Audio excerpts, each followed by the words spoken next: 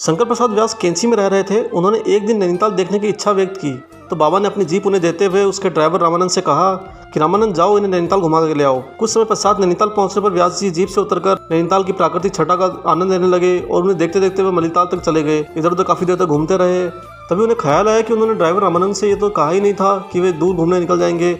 क्या पता वह उनकी प्रतीक्षा कर रहा हो। इस भूल का एहसास होते ही वे चिंता करने लगे, लेकिन अब हो ही क्या सकता था।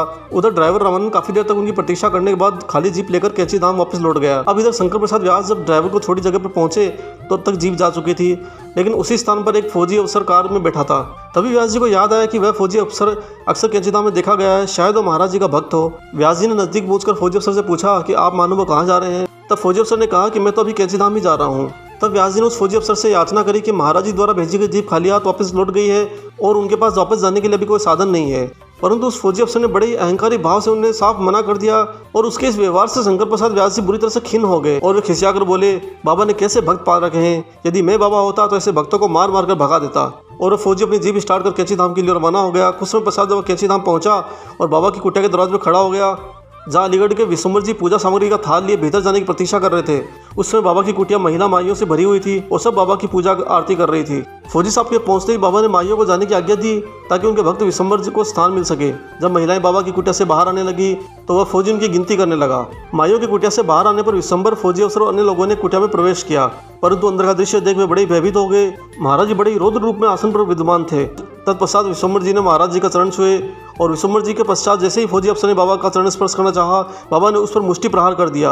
बाबा उस फौजी को गेंद की तरह उछालते गिराते और मारते हुए प्रांगण में ले आए और फिर इसी प्रकार आश्रम के प्रवेश द्वार तक ले गए। अंत में महाराज ने उसे आश्रम के प्रवेश द्वार से बाहर धकेलते हुए यहाँ कभी न आने की हिदायत दी। उस समय विद्वान सभी आश्रम के लोगों की यह धारणा थी कि उस फौजी को माइयों की गिनती करने की सजा मिली है। आश्रम में विद्वान सभी भक्त लोग महाराज जी का यह रौद्र रूप देखकर घबरा गए और ड्राइवर रामानंद को विशेष भय लगने लगा कि वह महाराज जी के कहने के बावजूद व्यास जी को नैनीताल में छोड़कर चला आया है। अब जब बाबा को यह बात पता लगेगी तो उसकी दुर्दशा निश्चित है। परंतु महाराज जी ने ड्राइवर रामानंद से कुछ नहीं कहा। कुछ समय पश्चात व्यास जी बस से कैंची आए। वे जैसे ही बस से उतरे, ड्राइवर रामानंद से मिले और व्यास जी से अनुनय करने लगे कि कृपया वो बाबा के पूछने पर यह कह दें कि उन्होंने खुद ही जीप को वापस लौटा दी थी और वह खुद बस से आए हैं। जो ही व्यास जी महाराज जी कुटिया में आए, महाराज जी का रौद्र रूप प्रसन्न और शांत मुद्रा में दिखाई देने लगा। बाबा जी व्यास जी से बोले, तुझे वह फौजी अपनी गाड़ी में नहीं लाया, तूने क्या कहा था, बताता क्यों नहीं। यह सुन व्यास जी के रोंगटे खड़े हो गए। उन्हें एहसास ही नहीं था कि बाबा महाराज इतनी दूर से उनके मन की बात को इस तरह से सभी के सामने उजागर कर देंगे। तत्पश्चात बाबा स्वयं कहने लगे कि तू कह रहा था ना कि बाबा ने कैसे भक्त पाल रखे हैं। यदि मैं बाबा होता तो ऐसे भक्त को मार मार कर भगा देता। कह रहा था या नहीं कह रहा था, बता सभी भक्तों को। तब व्यास जी ने स्वीकृति में अपनी गर्दन हिलाई। तब महाराज जी मुस्कुराए और कहा, इसलिए हमने उसे मार मार कर भगा दिया है, अब वह यहाँ कभी नहीं आएगा।